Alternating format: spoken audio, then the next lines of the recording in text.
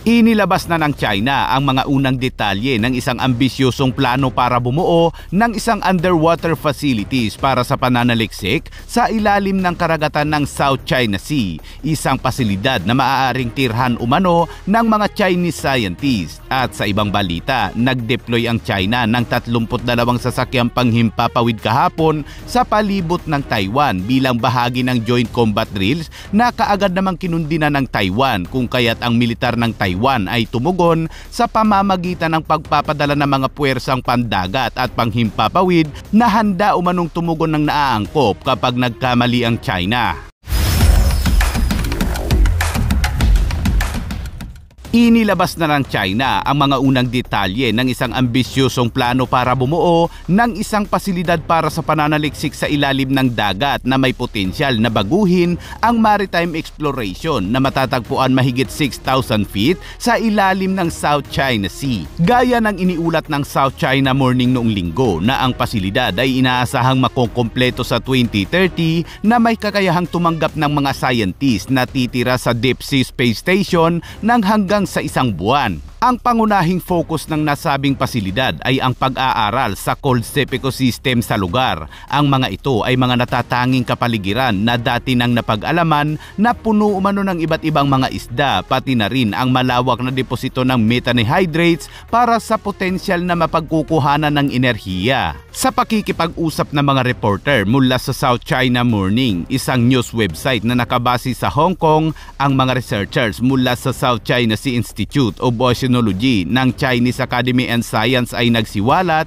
ng isang hanay ng mga detalye tungkol sa ambisyosong bagong proyektong ito ng China. Ang proyektong ito ng China sa ilalim ng dagat ay lalagyan umano ng isang advanced na sistema upang umabot ng isang buwan ang mga scientists sa ilalim ng dagat upang mag-host ng isang permanenteng network ng pagsubaybay, obserbahan ang mga antas ng methane hydrates, mga pagbabago sa ekolohiya at aktibidad ng tectonic at seabed observatory upang magtatag ng isang 4-dimension na monitoring system. Ang proyektong pagtatayo ng pasilidad ng China sa ilalim ng karagatan ng South China Sea ay may kasamang mahabang listahan ng mga kontrobersiya. Ang pangunahin sa mga ito ay ang matagal ng hindi pagkakaunawaan sa mga teritoryo sa lugar dahil inaangkin ng China ang buong South China Sea kabilang ang West Philippine Sea kahit walang matibay na batayan ang China na lumalabag sa UNCLOS. Ayon naman sa ilang eksperto, ang proyektong ito ng China sa ilalim ng South China Sea ay posible umanong gamitin din sa mga aktibidad pang-militar. Matik na yan mga kabayan.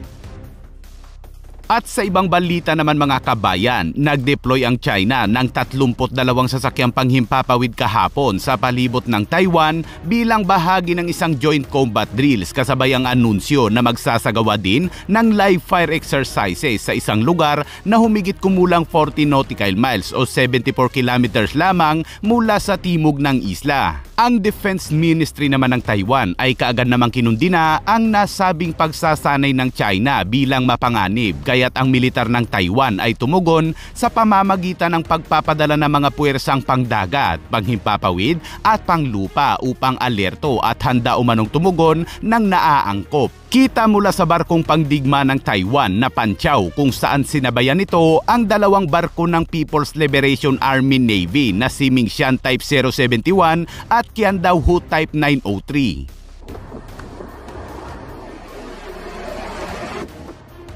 Ang People's Liberation Army ng China ay tahasang lumalabag sa internasyonal na pamantayan sa pamamagitan ng unilateral na pagtatalaga ng drills na 40 nauticals lamang mula sa baybayin ng Kaohsiung at Pingtung na nagsasagawa sila ng mga drills nang wala umanong paunang babala. Ang hakbang na ito ay hindi lamang nagdudulot ng mataas na antas ng panganib sa kaligtasan ng mga internasyonal na paglipad at mga sasakyang pangdagat, ngunit isa ring tahasang pagpukaw sa seguridad at katatagan ng rehiyon. Pinalakas ng China ang pag-deploy ng mga fighter jets nito at mga barkong pangdigma sa palibot ng Taiwan nitong mga nakaraang taon hanggang ngayon upang igiit ang pang-aangkin nito sa soberanya sa isla na tinatanggihan naman ng Taiwan. Pero bago ang mga yan, noong Martes ay hinuli ng Taiwan Coast Guard ang mga Chinese crew ng isang Chinese cargo ship matapos umanong maputol ang isang undersea cable sa Taiwan Strait. Ayon sa tagapagsalita ng Guardian o Taiwan Coast Guard, ang nasabing cargo ship ay naghulog umano ng angkla